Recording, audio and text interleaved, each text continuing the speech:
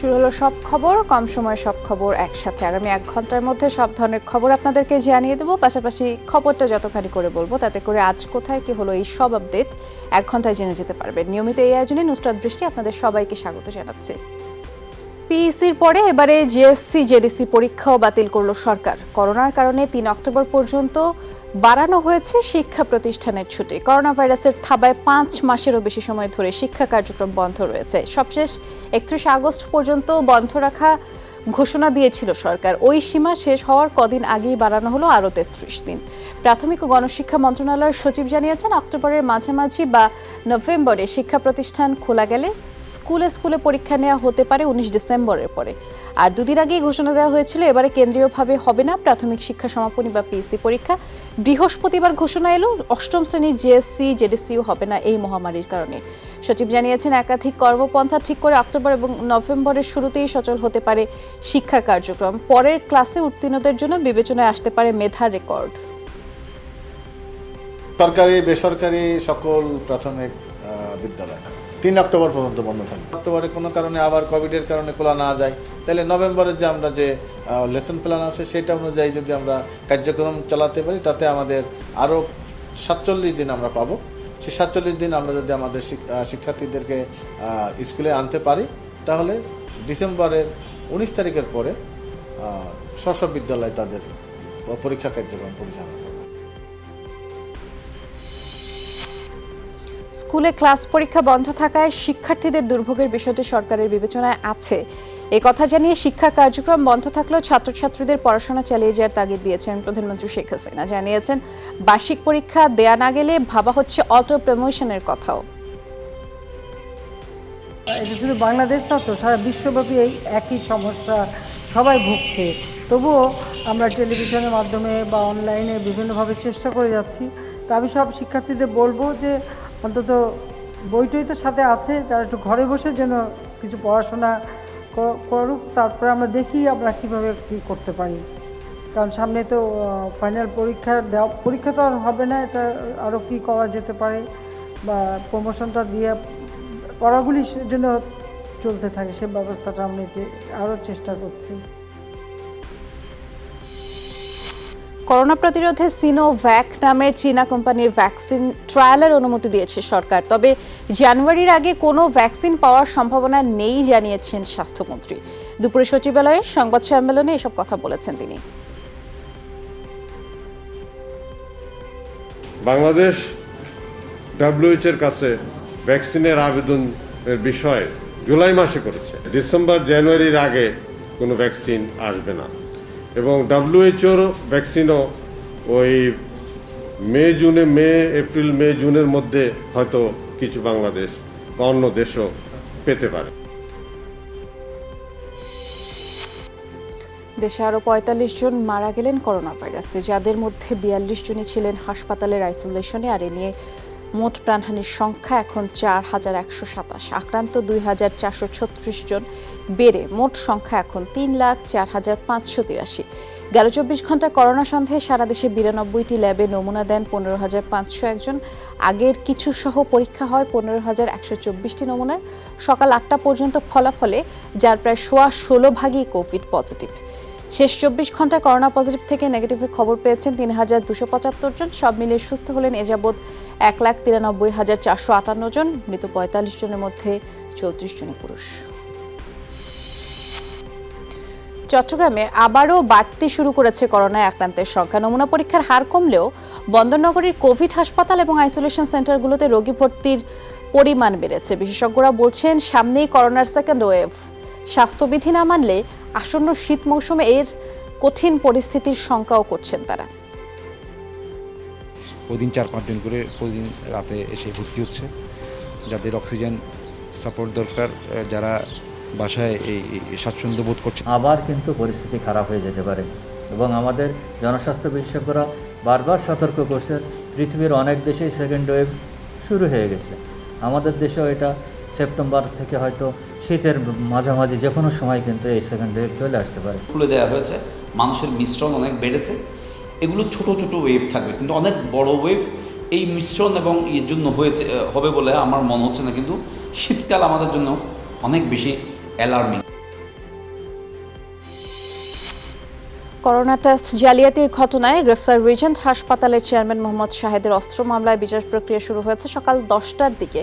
উত্তরা পশ্চিম থানায় দায়ের করা অস্ত্র মামলায় অভিযোগ গঠনের শুনানির জন্য তাকে নেওয়া হয় ঢাকা মহানগর দায়রা জজ আদালতে। শুনানি শেষে হাকিম কে এম ইমরুল কায়েসের আদালত অভিযোগ গঠন শেষে 10 সেপ্টেম্বর সাক্ষ্য গ্রহণের দিন ধার্য করেন। আর আদালতে শুনানির সময় শাহেদ নিজেকে নির্দোষ দাবি করেন। এদিকে জেকেজির প্রতারণা জালিয়াতির মামলায় বাদী কামাল হোসেনের সাক্ষ্য নিয়েছে আদালত। পরবর্তী সাক্ষ্য গ্রহণ 3 সেপ্টেম্বর। সাক্ষ্য গ্রহণের সময় প্রতিষ্ঠানের সিইও আরিফ ও চেয়ারম্যান সাবরিনাও আদালতে হাজির ছিলেন।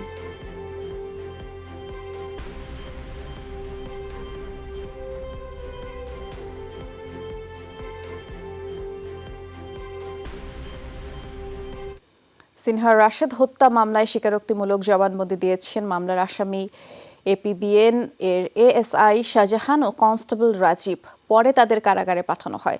তারা আদালতকে জানান, গাড়ি থেকে বের হওয়ার সময় মেজর সিনহা অস্ত্র নিয়ে বের হয়েছিলেন কিনা তা তারা দেখেননি, কারণ লিয়াকত ও নন্দদুলাল চেকপোস্টের দখল নিয়ে তাদের দূরে সরিয়ে দেয়। এর আগে দুপুর 1টার দিকে তাদের কক্সবাজার সিনিয়র জুডিশিয়াল ম্যাজিস্ট্রেট তামান্না ফারার আদালতে হাজির করা হয়। গতকাল এই মামলায় স্বীকারোক্তিমূলক জবানবন্দি দেন এপিবিএন সদস্য কনস্টেবল আব্দুল্লাহ। টেকনাফ থানার বরখাস্তকৃত ওসি প্রদীপ কুমার সহ 12 পুলিশ সদস্যের বিরুদ্ধে কক্সবাজার আদালতে আরও একটি মামলা হয়েছে এবং দুপুরে কক্সবাজার সিনিয়র জুডিশিয়াল ম্যাজিস্ট্রেটের আদালতে এই হত্যার অভিযোগে মামলাটি করেন হোয়াইটকং ইউনিয়নের সানোয়ারা বেগম। মামলার পরবর্তী শুনানি হবে 10 সেপ্টেম্বর এবং এজাহারে উল্লেখ করেন বাদী যে 2019 সালে আব্দুল আজিজ জলিলকে কক্সবাজারের আদালত পাড়া থেকে আটক করেন ডিবি পুলিশের ইন্সপেক্টর মানস বড়ুয়া। পরে তাকে টেকনাফ থানায় নিয়ে যাওয়া হয়। আর সেখানে ক্রসফায়ার থেকে বাঁচাতে ওসি প্রদীপ আব্দুল জলিলের স্ত্রী সানোয়ারা বেগমের কাছে 10 লাখ টাকা দাবি করেন এবং স্বামীকে বাঁচাতেই সানোয়ারা বেগম ওসি প্রদীপকে 5 লাখ টাকা দিয়ে দেন। টেকনাফ থানার ওসি প্রদীপ কুমার সহ এবং হোয়াইটকং পুলিশ ফাঁড়ির আইসি মশিউর রহমান সহ 12 জনকে আসামি করে চাঁদাবাজি এবং হত্যার অভিযোগে একটি মামলা দায়ের করেছেন।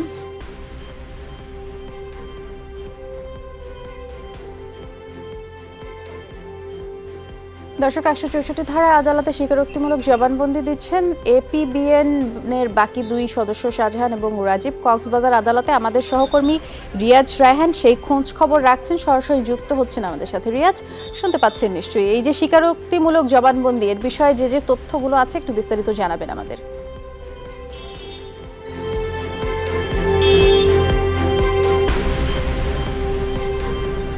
রিয়াজ, শুনতে পাচ্ছেন কিনা আবারও জিজ্ঞেস করছি, স্বীকারোক্তিমূলক জবানবন্দির বিষয়ে বিস্তারিত জানতে চাই।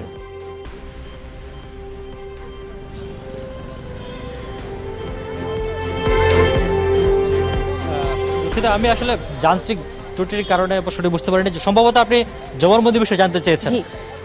আজকে যেই 2 জন জবানবন্দি দিয়েছেন শাহজাহান এবং রাজীব এপিবিএনের 2 সদস্য, তারা কিছুক্ষণ আগে জবানবন্দি শেষ করে তাদেরকে কারাগারে পাঠিয়ে দেওয়া হয়েছে। সাধারণত রিমান্ডে যারা আসামি থাকেন তারা যাদের যদি রিমান্ড শেষ হওয়ার আগে আদালতে হাজির করা হয় তাহলে ধরে নেওয়া হয় তারা 164 দ্বারা জবানবন্দি দিবেন স্বীকারোক্তিমূলক, তারপর তাদেরকে আর রিমান্ডে নেওয়া হয় না, কারাগারে পাঠিয়ে দেওয়া হয়। সেই কার্যটি কিছুক্ষণ আগে শেষ হয়েছে। তবে যেহেতু এটি অত্যন্ত গোপনীয় বিষয়, তবে সেহেতু এটি একেবারেই বলার কোনো সুযোগ নেই যে তারা ঠিক কি বলেছেন জবানবন্দিতে, ম্যাজিস্ট্রেটের কাছে কি তারা রেকর্ড করেছেন।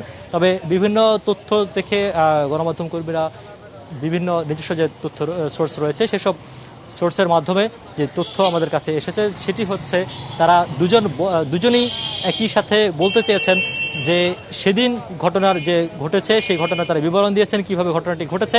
পাশাপাশি তারা বলেছেন যে ইন্সপেক্টর লিয়াকত, এসআই নন্দদুলাল সহ যারা ঘটনাস্থলে ছিলেন তারা এসে নিজেদের মতো করে সেই চেকপোস্টে যেভাবে ড্রাম এবং বিভিন্ন কিছু দিয়ে পথরোধ করেছেন অবসরপ্রাপ্ত মেজর সিনহার এবং তাকে গাড়ি থামিয়েছেন। তারা শুধুমাত্র অনেক দূরে দাঁড়িয়েছিলেন, দূরে দাঁড়িয়ে ঘটনাটি অবলোকন করেছেন বা প্রত্যক্ষ করেছেন, কিন্তু তারা এটি স্পষ্ট করতে পারেননি যে অবসরপ্রাপ্ত মেজর সিনহা গাড়ি থেকে নামার সময় যে বলা হচ্ছিল তার কাছে তার লাইসেন্সকৃত অস্ত্র ছিল, পিস্তল ছিল, সেটি নিয়ে বের হয়েছেন না সেটি ছাড়া বের হয়েছেন, এই প্রশ্ন বা এই বিষয়ের কোনো ধরনের স্পষ্ট কোনো তারা বলতে পারেন না এবং তারা বলছেন তারা বিষয়টি তারা দেখেননি।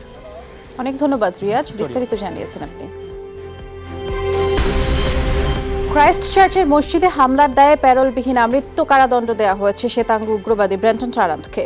বৃহস্পতিবার এই রায় ঘোষণা করেন দেশটির হাইকোর্ট। নিউজিল্যান্ডের আইন অনুযায়ী এটি সর্বোচ্চ শাস্তি এবং ইতিহাসে এটি প্রথম কোনো ব্যক্তি পেল এই সাজা। রায় টারান্টের কৃতকর্মকে অমানবিক, ক্ষমার অযোগ্য হিসেবে অভিহিত করেছেন বিচারক। রায় সন্তুষ্টি জানিয়েছেন প্রধানমন্ত্রী জেসিন্ডা আর্ডার্ন এবং দেশটির মুসলিম কমিউনিটি। কোনো সাজাই আমাদের প্রিয় মানুষদের ফিরিয়ে আনতে পারবে না, তবে আমাদের বিচার ব্যবস্থাকে সম্মান জানাই। এই ঘৃণ্য অপরাধের বিরুদ্ধে একসাথে প্রতিবাদ জানিয়েছে নিউজিল্যান্ডের সব স্তরের মানুষ। ভালোবাসা ও সহমর্মিতার উদাহরণ তৈরি করেছে বিশ্বের সামনে। আমরা গর্বিত, আমরা নিউজিল্যান্ডের মুসলিম। কোনো কিছুই কষ্ট ভোলাতে পারবে না, তবে আশা করি পুরো নিউজিল্যান্ড যে আপনাদের পাশে আছে এটা অনুভব করতে পেরেছেন। 15 মার্চের ট্রমা সহজে কাটিয়ে ওঠা সম্ভব নয়, তবে আজকের পর ঘৃণ্য সন্ত্রাসীর নামটা আমাদের আর উচ্চারণ কিংবা শুনতে হবে না। অন্ধকারে যাবজ্জীবন সাজাই তার প্রাপ্য।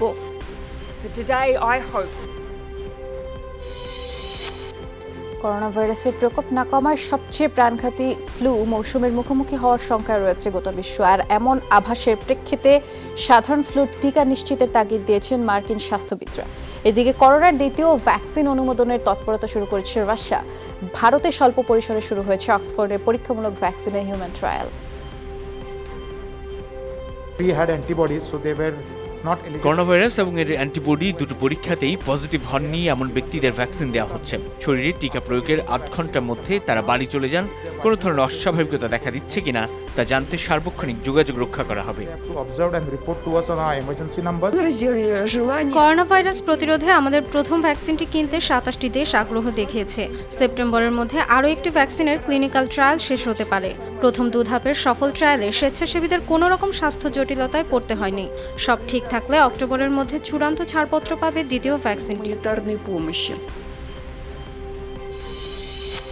আবার 24 ঘন্টায় 6000-এর বেশি প্রাণ কেড়ে নিল করোনা ভাইরাস। নতুন সংক্রমণ শনাক্ত হয়েছে 3.25 লাখের মতো।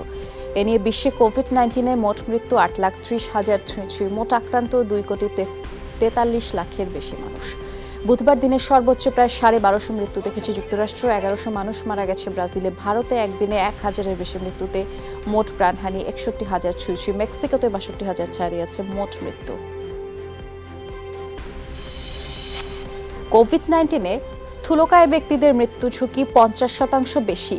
করোনা ভাইরাসের ভ্যাকসিনও তাদের দেহে কম কার্যকর হওয়ার শঙ্কা রয়েছে। ইউনিভার্সিটি অব নর্থ ক্যারোলাইনার গবেষণায় এ তথ্য বেরিয়ে এসেছে। বলা হয়েছে করোনা ভাইরাসে আক্রান্ত ব্যক্তিদের মধ্যে গুরুতর অসুস্থ হয়ে যারা হাসপাতালে ভর্তি হচ্ছেন তাদের অর্ধেকের বেশি মানুষ স্থূলতায় ভুগছেন।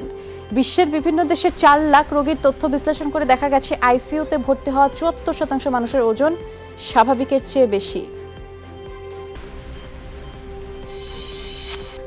মহামারীর প্রভাবে মারাত্মক সংকটে বিভিন্ন দেশে অধ্যয়নরত বিদেশি শিক্ষার্থীরা খণ্ডকালীন কাজের সুযোগ বন্ধ, অথচ নির্ধারিত সময়ে টিউশন ফি দিতে না পারলে বাতিল হয়ে যাবে ভর্তি। জীবনযাত্রার ব্যয় না মেটাতে পেরে অস্ট্রেলিয়া, যুক্তরাষ্ট্র, নিউজিল্যান্ড থেকে নিজ দেশে ফিরছে লাখ লাখ শিক্ষার্থী। এতে একদিকে যেমন হুমকিতে তাদের শিক্ষা জীবন, অন্যদিকে বড় অঙ্কের রাজস্ব হারাচ্ছে নাম করা সব বিশ্ববিদ্যালয়গুলো। গত সেমিস্টারের সব ক্লাস অনলাইনে করেছি। ক্লাসরুমে যেতে না পারাটা হতাশাজনক। প্রফেসরের সাথে সরাসরি কথা বলা সম্ভব হয় না। এখানে জীবনযাপন খরচ অনেক বেশি। চীনে ফেরত গেলেও অনলাইনে ক্লাস করা যাবে, পাশাপাশি ইন্টার্নশিপের সুযোগ পাওয়া যাবে। 144 দেশের শিক্ষার্থীরা অধ্যয়নরত এদেশে, বেশিরভাগই চীনের। বিশ্ববিদ্যালয়গুলোর আয়ের বড় উৎস বিদেশি শিক্ষার্থীদের বেতন। 6 মাসের বেশি হয়ে গেল নতুন শিক্ষার্থীরা আসতে পারছে না। আগামী 4 বছরে প্রায় $1,600 কোটি রাজস্ব হারাতে পারে বিশ্ববিদ্যালয়গুলো। শ্রীলঙ্কা সফরকে সামনে রেখে অনুশীলনে নিজেদের ঝালিয়ে নিচ্ছে জাতীয় দলের ক্রিকেটাররা। আজ মিরপুরের হোম অফ ক্রিকেটে ঘাম ছড়িয়েছে প্রায় 14 জন খেলোয়াড়। করোনা সংক্রমণ এড়াতে ব্যাটিং, বোলিং, ফিল্ডিং এই 3 বিভাগে ভাগ হয়ে অনুশীলন করে টাইগাররা। এমনকি প্রতিদিনের মতো ভিন্ন ছিল ক্রিকেটারদের সময়ে। এতদিন অনলাইনে ফিটনেস সম্পর্কে ধারণা নিলেও দীর্ঘ বিরতির পরে অনুশীলনে ফিরে নিজেকে তৈরি করছেন বলে জানান আফিফ। কোচিং স্টাফ, ট্রেনার যেই শিডিউলগুলি দিয়ে দিয়েছিল বাসায় করার জন্য সেগুলি মেনটেন করার চেষ্টা করেছি। আর তাছাড়া আমাদের অনলাইন যে মিটিংগুলি হয়েছে মেন্টালি ওগুলি অনেক বুস্ট আপ করছে আমাদেরকে। আর এখন এখানে মিরপুরে এসে প্র্যাকটিস করতে পেরে অনেক ভালো লাগতেছে। সেশন বাই নিজের যা যা দরকার সেগুলি করতে পারতেছি। মেসি বার্সেলোনা ছাড়ার ইচ্ছে প্রকাশ করার সাথে সাথেই তাকে দলে ভেড়ানোর লড়াইয়ে নেমেছে 4 ইউরোপিয়ান জায়ান্ট। ম্যানচেস্টারের 2 জায়ান্ট সিটি ও ইউনাইটেড। তাদের সাথে হাড্ডাহাড্ডি লড়াই করবে ইউরোপের আরেক ধনকুবেরের ক্লাব পিএসজি। মেসিকে পাওয়ার লড়াইয়ে আছে চীনা প্রতিষ্ঠানের মালিকানাধীন ইতালিয়ান ক্লাব ইন্টার মিলানো। তবে সবকিছু থমকে যেতে পারে মেসির চাহিদা মতো বার্সেলোনায় ব্যাপক সংস্কার হলে। আর তার প্রথম পদক্ষেপই হতে পারে সভাপতি হোসে মারিয়া বার্তোমেইয়ের পদত্যাগ। লিওনেল মেসির ম্যানচেস্টার সিটিতে যোগ দেওয়ার প্রক্রিয়া নিয়ে আলোচনা করতে ইংল্যান্ডে গেছে তার বাবা জর্জ মেসি। বিবিসি নিশ্চিত করেছে এই তথ্য। গুঞ্জন আছে সিটির সাথে 2 বছরের স্বল্প মেয়াদের চুক্তি করতে যাচ্ছেন মেসি। বার্সেলোনাতে সবকিছু মিলে বছরে মোট 90 মিলিয়ন পাউন্ড পারিশ্রমিক পেতেন মেসি। ধারণা করা হচ্ছে মেসিকে দলে ভেড়াতে এর চেয়ে বেশি পারিশ্রমিক দিতে হবে গার্দিওলার দলকে। তবে মেসির সিটিতে যোগ দেওয়ার পথে বড় বাধা হতে পারে বার্সার সাথে তার চুক্তি।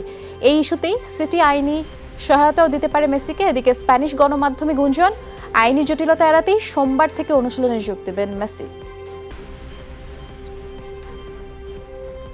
আরেকদিকে মেসির বার্সা ছাড়ার ঘোষণার পরদিনও ক্যাম্প নুর সামনে বিক্ষোভ করেছে বার্সেলোনা ভক্তরা। মেসির সাথে ক্লাবের সম্পর্ক ভেঙে যাওয়ার কারণ হিসেবে বার্সার সভাপতি বার্তোমেইউকেই দায়ী করেন সমর্থকরা। আর এ সময় সভাপতির পদত্যাগের দাবি তারা জানিয়েছেন। বিক্ষোভে মেসিকে থেকে যাওয়ার অনুরোধ করেছেন ভক্তরা। বিক্ষোভ কর্মসূচিকে শান্তিপূর্ণ রাখতে মাঠে নেমেছে পুলিশ।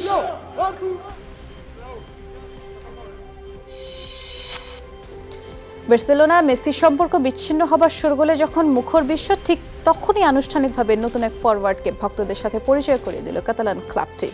ফ্রান্সিসকো থ্রিনকাও নামের 20 বছর বয়সী এই তরুণ পর্তুগিজ ফুটবলারকে 31 মিলিয়ন ইউরোর বিনিময়ে গেল জানুয়ারিতে দলে ভেড়ানোর চুক্তি করেছিল বার্সেলোনা। কিন্তু চুক্তির শর্ত মেনে পর্তুগিজ ক্লাব স্পোর্টিং ব্রাগায় মৌসুম শেষ করার পরেই বার্সার ডেরায় যোগ দিলেন এই তরুণ। পর্তুগালে ভালো মৌসুম কাটিয়েছেন থ্রিনকাও। 8 গোল করার পাশাপাশি 6টি অ্যাসিস্ট করেছেন ক্রিস্টিয়ানো রোনালদোর এই স্বদেশী।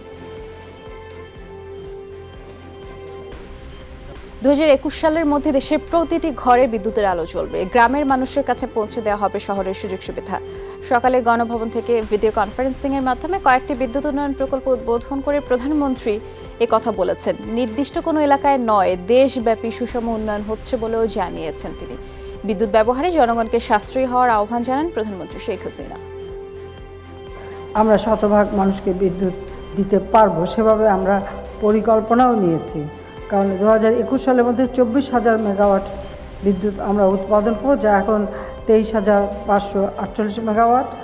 আমি গ্রাহকদের কাছে অনুরোধ করব যে আপনারা বিদ্যুৎ ব্যবহারের ক্ষেত্রে অবশ্যই মিতব্যয়ী হবেন, সাশ্রয়ী হবেন। রাজধানী কেন্দ্রিক না, শহর কেন্দ্রিক না। আমরা প্রত্যেকটা গ্রামকে শহরে রূপান্তর করতে চাই। নাগরিক সুবিধা গ্রামের মানুষের ঘরে পৌঁছে দিতে চাই। অর্থাৎ গ্রামে বসবাস করেও মানুষ যেন মনে না করে যে তারা শহর থেকে দূরে।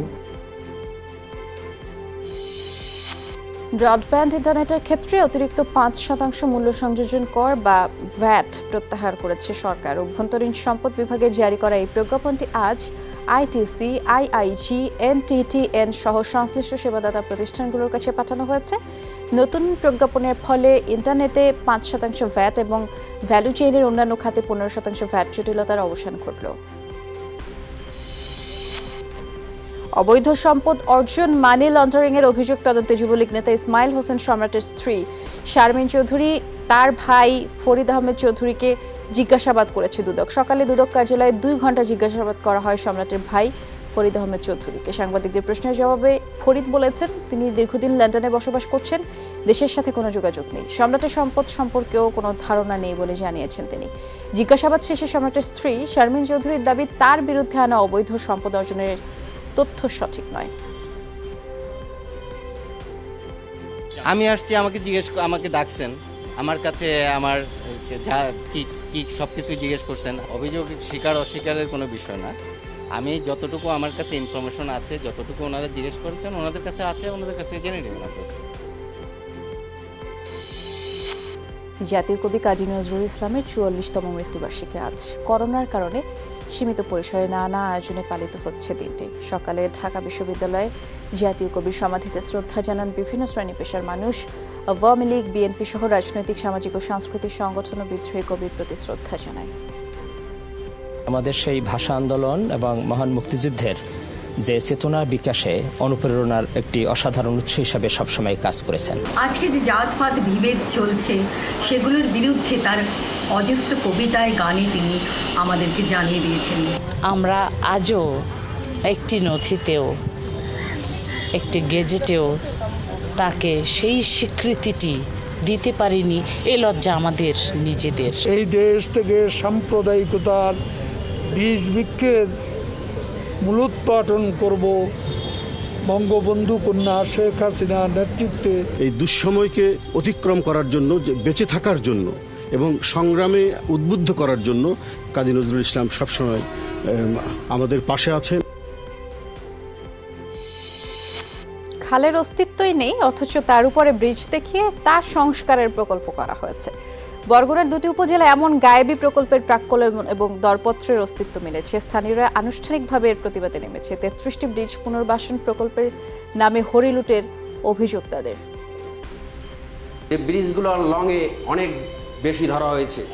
যেখানে আছে ১৯০ ফুট, সেখানে ধরা হয়েছে ৩৬০ ফুট। এমন কিছু শর্ত দিয়েছেন যাতে গুটি কয়েক ঠিকাদার ছাড়া এই টেন্ডারে অংশগ্রহণ করতে পারছে না। প্রকল্প পরিচালক ও নির্বাহী প্রকৌশলী দুর্নীতি আশ্রয় গ্রহণ করিয়া এই প্রক্রিয়ায় টেন্ডার আহ্বান করিয়েছে। আমাদের স্কিম এস্টিমেট অনুমোদন বা প্যাকেজ তৈরি করা বা অনুমোদন করার কোনো এখতিয়ার নাই।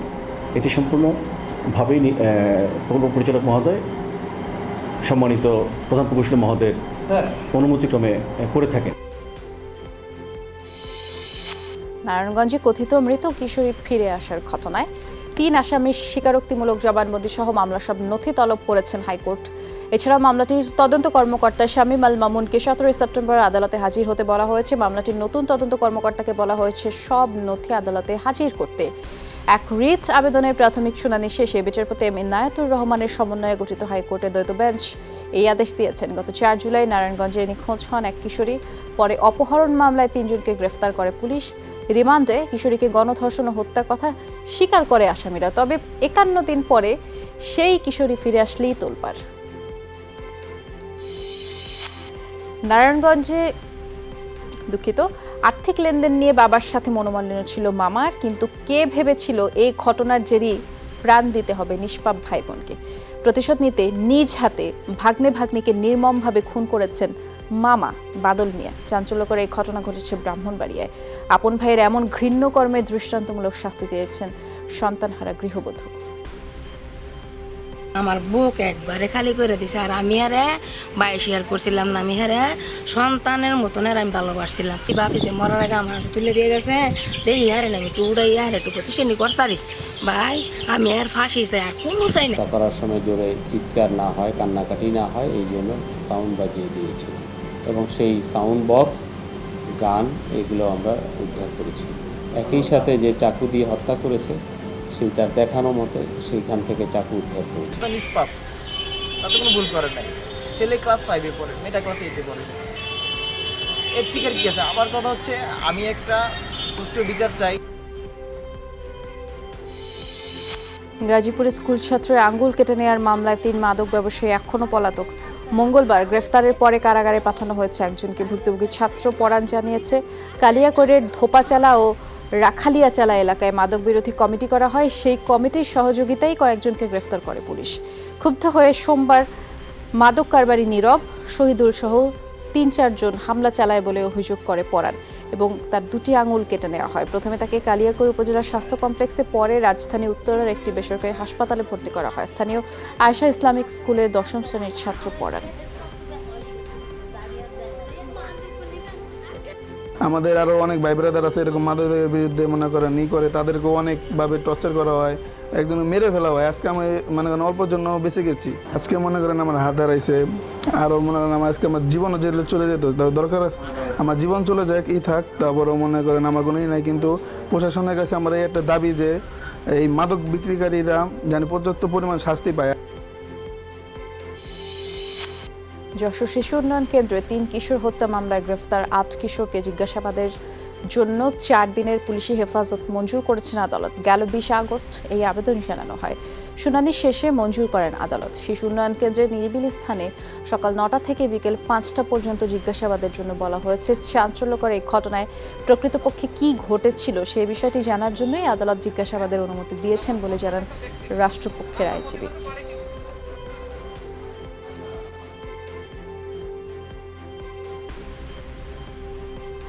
তদন্তকারী কর্মকর্তা তদন্ত করছেন।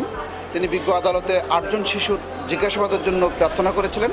বিজ্ঞ আদালত উভয় পক্ষের শুনানি সাপেক্ষে 4 দিনের জিজ্ঞাসাবাদ মঞ্জুর করেছেন, সেটা শিশু জেলখানার মধ্যে একটি নিরিবিলি কক্ষে। তো আমরা চাই যে এই মামলার সত্যতা জাতির সামনে আসুক। যুক্তরাষ্ট্রে বর্ণবাদ বিরোধী আন্দোলনে এলোপাতাড়ি গুলি ছুড়ে 2 জনকে হত্যার ঘটনায় এক শ্বেতাঙ্গ কিশোরকে গ্রেফতার করেছে পুলিশ। কাইলি রিটেন হাউস নামে 17 বছরের ওই কিশোরের বিরুদ্ধে হত্যার অভিযোগ গঠিত হয়েছে ইলিনয়ে।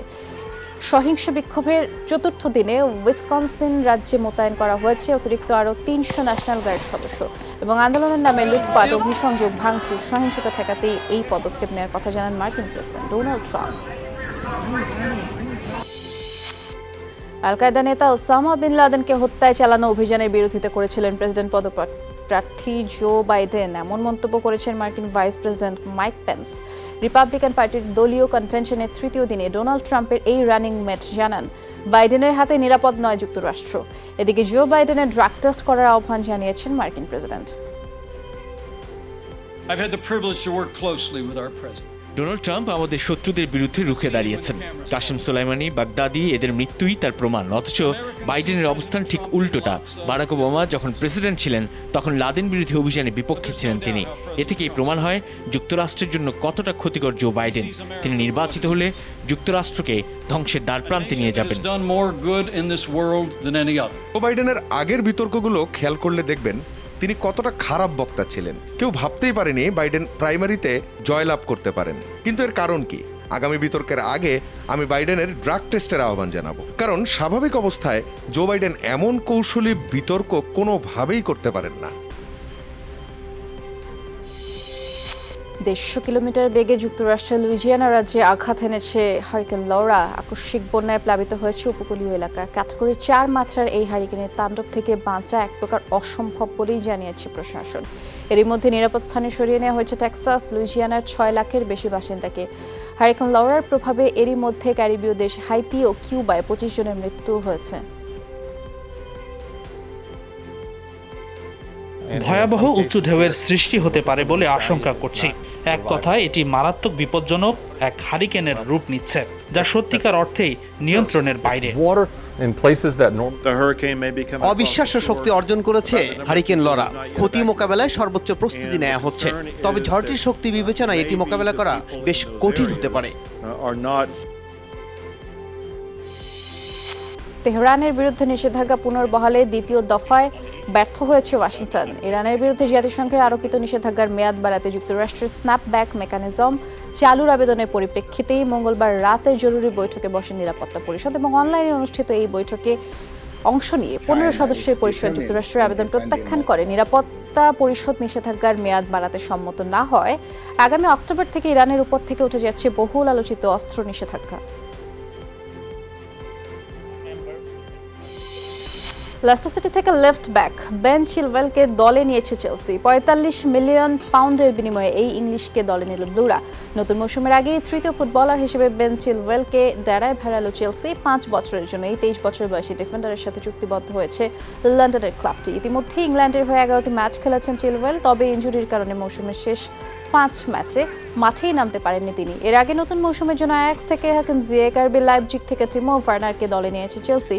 আজ আনুষ্ঠানিকভাবে ব্রাজিলের ডিফেন্ডার থিয়াগো সিলভাকে দলে নিতে পারে ল্যাম্পার্ডের দল।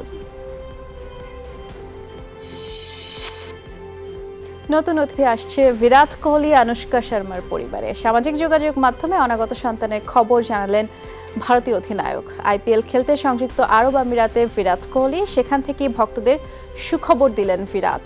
তিনি লিখেছেন, তাদের সংসারে আসছে নতুন অতিথি, আমরা আর দুজন নই, 3 জন।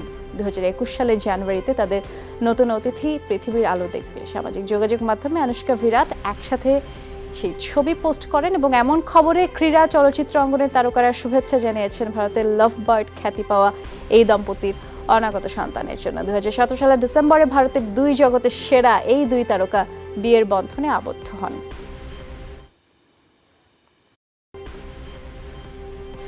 আসন্ন উপনির্বাচনগুলোয় স্বাধীন ও নিরপেক্ষ প্রতিষ্ঠান হিসেবেই নির্বাচন কমিশন হিসেবেই কাজ করবে বলে আশা প্রকাশ করেন জাতীয় পার্টির মহাসচিব জিয়াউদ্দিন আহমেদ বাবলু। দুপুরে বনানীতে দলের চেয়ারম্যানের কার্যালয়ে কো চেয়ারম্যানদের সাথে বৈঠক শেষে মহাসচিব জানিয়েছেন, 5টি উপনির্বাচনে অংশগ্রহণ করবে জাতীয় পার্টি। শেষ পর্যন্ত যেন প্রার্থীরা মাঠে থাকে সেই নির্দেশনাই দেওয়া হয়েছে। ভোটদানে জনগণের আগ্রহ বাড়াতে কমিশনকে নিরপেক্ষভাবে কাজ করার আহ্বান জানিয়েছেন জাতীয় পার্টির মহাসচিব।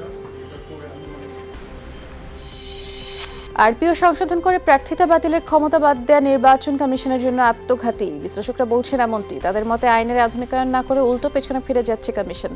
নির্বাচন কমিশনের ক্ষমতা খর্ব হবে, বাড়বে প্রার্থীদের অনিয়ম এমনটি করলে। এবং 24 আগস্টের বিরোধিতা করে নোট অফ ডিসেন্ট দিয়েছেন নির্বাচন কমিশনার মাহবুব তালুকদার।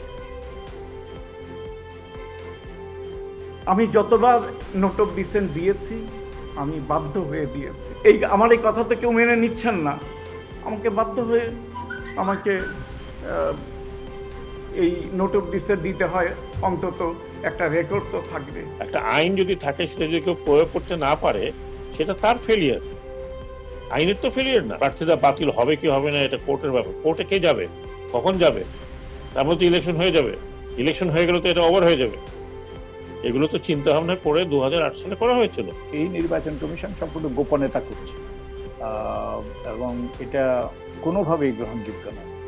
এই উদ্যোগ থেকে এটা সুস্পষ্ট হয়েছে যে তারা একদিকে যেমন পক্ষপাতদুষ্ট এবং তাদের সততা নিয়ে প্রশ্ন আছে, তেমনিভাবে তাদের যোগ্যতা নিয়েও এখন প্রশ্ন উঠেছে।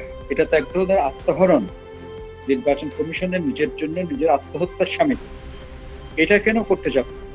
বরঞ্চ যেখানে তাদের সমস্যা হচ্ছে, আইন শৃঙ্খলা রক্ষা বাহিনীর উপর নিয়ন্ত্রণটা শিথিল, সেখানে শক্তিশালী করবে, প্রশাসনের উপর নিয়ন্ত্রণ শক্তিশালী করবে। বিশ্বের নামি দামি ব্র্যান্ডের মেয়াদোত্তীর্ণ প্রসাধনের সামগ্রী বিক্রির সাথে জড়িত চক্রের 5 জনকে গ্রেফতার করেছে সিআইডি। জব্দ করা হয়েছে 6 কোটি টাকা মূল্যের প্রসাধনী। দুপুরে সিআইডি কার্যালয়ের সংবাদ সম্মেলনে এডিশনাল ডিআইজি শেখ রেজাউল হায়দার জানিয়েছেন, তারা আমদানিকৃত পণ্য রাজধানীর গুলশান, বনানী উত্তরের অভিজাত সব এলাকার বিপণী বিতানে এবং জেলা শহরেও বিক্রি করত। গোপন সংবাদের ভিত্তিতে রাজধানী ভাটারা এলাকায় অভিযান চালিয়ে 6 কোটি টাকা মূল্যের এই সব প্রসাধনী জব্দ করে নষ্ট করা হয়। এ সময় সেখান থেকে প্রসাধনী প্যাকেটের মেয়াদ উত্তীর্ণর তারিখ পরিবর্তনের কেমিক্যাল উদ্ধার করা হয়। আটককৃতদের 3 দিনের রিমান্ডে নেওয়া হয়েছে। চকবাজারের দেবীদাস ঘাট লেনে পরিবেশের জন্য ক্ষতিকর পলিথিন কারখানা এবং গুদামে অভিযান চালিয়েছে র্যাব 10। অভিযানে 3টি গুদাম থেকে 20 থেকে 25 টনের বেশি পলিথিন এবং কাঁচামাল জব্দ করা হয়।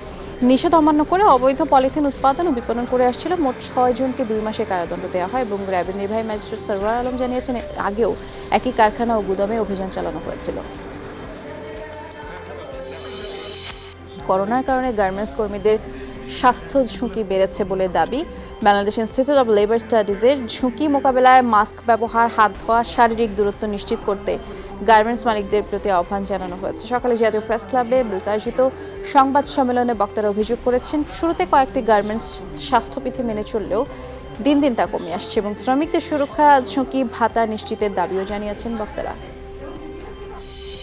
স্বাস্থ্যবিধি মানার যে কথা বা যে নিয়ম, সেটা কিন্তু এখন আর গার্মেন্টসে সেটা মানা হচ্ছে না। কাজ করার পরে আমি 7 কর্মদিবসের মধ্যে আদৌ বেতন পাবো কি পাবো না সেটা আর একটা ঝুঁকি। গর্ভবতী নারী, এটা আমাদের প্রথম থেকে দাবি, তাদের সুরক্ষার জন্য আমাদের জোর দাবি। নাটোরের গুরুদাসপুরের পুকুরে বিষ দিয়ে প্রায় 6 লাখ টাকার মাছ নিধনের অভিযোগ উঠেছে। বুধবার রাতে উপজেলার চাপিলা ইউনিয়নের নওপাড়া গ্রামে এই ঘটনা ঘটেছে। এলাকাবাসীর ভাষ্য, 3 বিঘার একটি পুকুরে বড় পোনা, রুই, কাতলা, সিলভার, ব্রিগেড, ট্যাংরা সহ বিভিন্ন প্রজাতির মাছের চাষ করে আসছিলেন নওপাড়া গ্রামের মুকুল হোসেন। বুধবার গভীর রাতে কে বা কারা শত্রুতাবশত পুকুরে বিষ দিয়ে চলে যায়। সকালে পুকুরের সব মাছ মরে ভেসে ওঠে। আফগানিস্তানের উত্তরাঞ্চলীয় পারওয়ান প্রদেশের আকস্মিক বন্যায় প্রাণ গেছে শিশুসহ শতাধিক মানুষের। গতকাল ভোরে হঠাৎ বানের ঢল নামে চারিকার শহরে ঘুমিয়েছিলেন বলে প্রাণে বাঁচারও সুযোগ পাননি বাসিন্দারা। বন্যায় বিধ্বস্ত হয়েছে 5 শতাধিক বাড়িঘর, আহত হয়েছে বিপুল সংখ্যক মানুষ, নিখোঁজ রয়েছে অনেকেই। পদত্যাগ করলেন ভিডিও শেয়ারিং অ্যাপ টিকটকের প্রধান নির্বাহী কেভিন মেয়ার। এক বিবৃতিতে নিজেই জানিয়েছেন এই তথ্য। কর্মীদের উদ্দেশ্যে এক চিঠিতে সাম্প্রতিক পরিবর্তিত রাজনৈতিক পরিস্থিতির উল্লেখ করেছেন তিনি। শিগগিরই সমাধানের বিষয়ে আশাবাদও জানিয়েছেন। সম্প্রতি নিরাপত্তা ইস্যুতে যুক্তরাষ্ট্রের নিষেধাজ্ঞা দেওয়া হয়েছে টিকটকের উপরে। মার্কিন প্রতিষ্ঠানের কাছে মালিকানা বিক্রিতে 90 দিনের সময়ও বেঁধে দিয়েছেন ডোনাল্ড ট্রাম্প। মরিশাস উপকূলে ভেসে এসেছে কমপক্ষে 17টি মৃত ডলফিন এবং মৃত্যুর কারণ নিশ্চিতে ময়নাতদন্ত চলছে। যদিও দায়ী করা হচ্ছে প্রবাল প্রাচীরে ধাক্কা খেয়ে জাপানের একটি জাহাজ থেকে ভারত মহাসাগরের ওই অংশে তেল ছড়ানোর সাম্প্রতিক ঘটনা কি। জুলাই ওই ঘটনার পর থেকে পর্যন্ত অঞ্চলটিতে বিপুল সংখ্যক মরা মাছ, কাঁকড়া ভেসে এসেছে বিভিন্ন উপকূলে। তবে প্রাথমিক তথ্যে হাঙরের আক্রমণের কথা জানিয়েছে মরিশাসের মৎস্য মন্ত্রণালয়। ইংল্যান্ড পাকিস্তান টি-20 সিরিজের খবরে 3 ম্যাচ সিরিজের প্রথম ম্যাচে শুক্রবার মুখোমুখি হবে দুই দল। ম্যানচেস্টারে বাংলাদেশ সময় রাত 11টায় ম্যাচটি শুরু হবে। টেস্ট সিরিজে হারের পরে এবার এই টি-20তে ভালো করতে চায় সফররত পাকিস্তান। সাদা বলের অধিনায়ক বাবর আজমের নেতৃত্বে টেস্ট দল থেকে টি-20 দলে পরিবর্তন আসছে বেশ কয়েকটি। তবে স্বাগতিক হবার ফায়দা নিয়ে সম্পূর্ণ ভিন্ন দল নিয়ে নামছে ইংলিশরা। সবশেষ টেস্ট খেলা দলের কেউই নেই এমন টি-20 স্কোয়াডে। অবশ্য ইনজুরির কারণে এই সিরিজ থেকে ছিটকে গেছেন জেসন রয়। এডউইন মর্গানের অধিনায়কত্বে টেস্টের মতো টি-20তেও ভালো করতে চায় ইংল্যান্ড দল।